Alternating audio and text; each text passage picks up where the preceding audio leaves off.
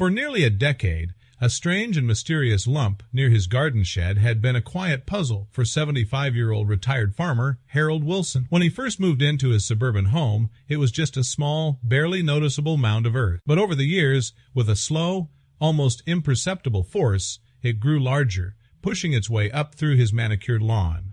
One day, Harold had finally had enough. He grabbed his shovel, determined to solve the bizarre mystery of his growing backyard, completely unaware that he was about to unearth a deadly, forgotten secret from the Second World War. But before we start our story, smash that like button, make sure you're subscribed, and hit that notifications bell so you won't miss any of our new incredible stories. To understand the central mystery of our story, the growing lump, we must first explore one of nature's most powerful and patient geological forces, a phenomenon known as frost heaving. In regions with cold winters, the ground is subject to a constant annual cycle of freezing and thawing. When the water present in the soil freezes, it expands with incredible force by about 9%. This expansion can push soil, pavement, and even building foundations upwards. But the real magic happens when it interacts with a buried object like a rock, or in our story, a metal box. During a deep freeze, ice crystals begin to form beneath the object. These crystals attract more water from the surrounding unfrozen soil, a process called cryosuction. This causes a larger concentrated lens of ice to grow directly beneath the object, slowly and powerfully jacking it up, lifting it a few millimeters closer to the surface. Then, when the spring thaw arrives, the ground melts, but the object does not settle back down to its original position. The space beneath it is quickly filled in by smaller pebbles and soil particles that slump into the void. The object is now resting on a new, slightly higher foundation. This cycle repeats year after year, winter after winter. It is a slow-motion, natural hydraulic lift. Over the course of a decade, this relentless freeze-thaw cycle can push a deeply buried object several feet, causing it to create a mysterious, ever-growing mound on the surface. It was this silent, powerful force of nature that was working year after year in Harold Wilson's backyard, slowly pushing a dangerous secret from the past back into the present day. Our story's protagonist, Harold Wilson, was a man who knew the land. As a retired farmer, he was a patient and observant person, attuned to the slow, subtle rhythms of the natural world. When he and his wife moved into their quiet suburban home to enjoy their retirement, the small raised mound of earth next to his garden shed was just a minor curiosity. He initially assumed it was the result of a buried tree stump or some uneven landscaping from the previous owner. But over the years, he noticed it was changing. Every spring after the last of the snow had melted, the lump seemed to be just a little bit bigger, a little more pronounced. His wife joked that he was growing a pet rock. But Harold, with his farmer's intuition, knew that the earth doesn't just grow on its own. Something was pushing from below. After nearly a decade of watching and wondering, he decided it was time to solve the puzzle. He armed himself with a sturdy shovel and began to dig into the mysterious mound. The first few feet were just topsoil and clay, the same as the rest of his garden. He began to think that maybe it was just a strange geological feature after all. Then his shovel struck something hard with a loud metallic clang that vibrated up the wooden handle and into his arms.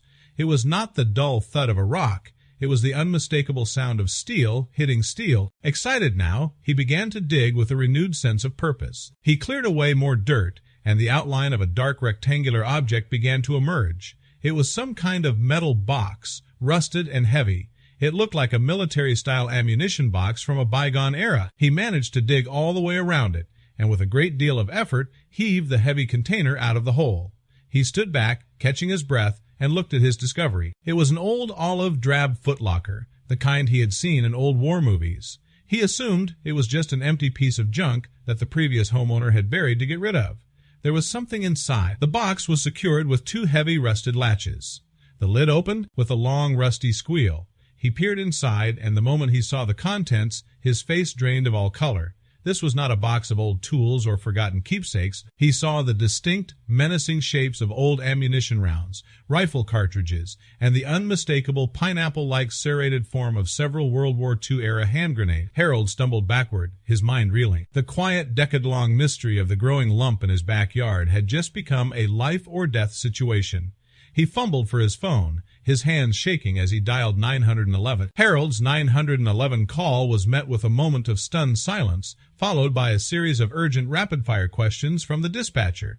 The response was immediate and serious. Within minutes, His quiet suburban street was filled with the flashing lights of police cars.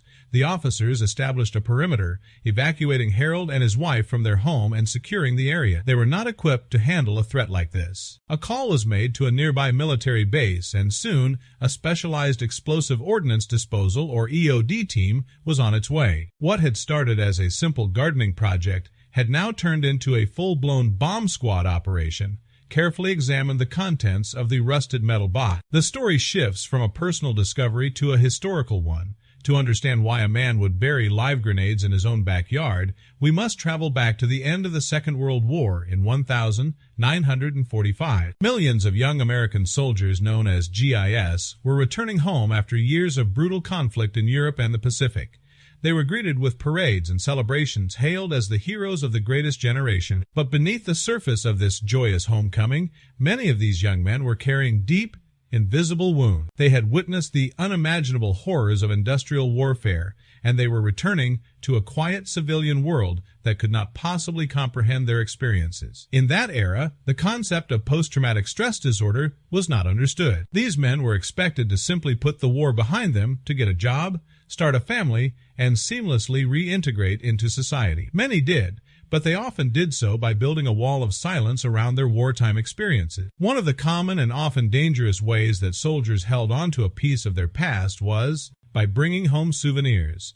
They brought back enemy flags, helmets, and bayonets, but they also brought back weapons. It was a widespread practice for GIS to smuggle home pistols, rifles, and even deactivated grenades as mementos of their service, a tangible link to the most intense and life-altering period of their lives. Back in the present, the bomb squad had safely removed the dangerously deteriorated explosives from Harold's backyard. The police investigation now focused on a single question: who had buried them? They began to research the history of the house. They discovered that the first owner, the man who had built the house in the late 1940s, was a decorated veteran of the Second World War. He had served in the Pacific Theater and had returned home in 1945 to start a new life. He had passed away peacefully in the 1980s, and his family had sold the house years later. The police managed to track down the veteran's now elderly children and interviewed them. They told the investigators that their father was a kind and loving man, but he was also intensely private. He had a box of medals in his desk and a single framed photograph of his unit, but he never ever spoke about what he had seen or done in the war. It was a closed and locked door in his life. They had no idea that he had brought back, let alone buried, any weapons in the backyard. The final piece of the puzzle clicked into place. The investigators concluded that the veteran, upon returning from the horrors of war and starting a new peaceful life with a wife and children, had made a profound and secret decision. He needed to bury his past, literally. The weapons were not just souvenirs. They were dangerous physical reminders of the violence and trauma he wanted to leave behind. He likely buried the box in the backyard to protect his new family from the items, and to symbolically separate the soldier he had been from the husband and father he now wanted to be. He had buried his ghosts. Harold Wilson stood in his quiet backyard, watching as the last of the police vehicles drove away. The hole in his lawn was the only visible reminder of the day's incredible events. The strange lump that had puzzled him for a decade was not a geological quirk or a buried tree stump. It was a hidden legacy of the Second World War, a quiet soldier's buried trauma which the slow, patient, and relentless power of the earth itself had pushed back to the surface. It is a profound story that reminds us that the echoes of our greatest conflicts are never truly gone. They lie dormant and hidden just beneath the surface of our peaceful everyday lives, waiting for a curious gardener with a shovel to unearth their silent, explosive secrets.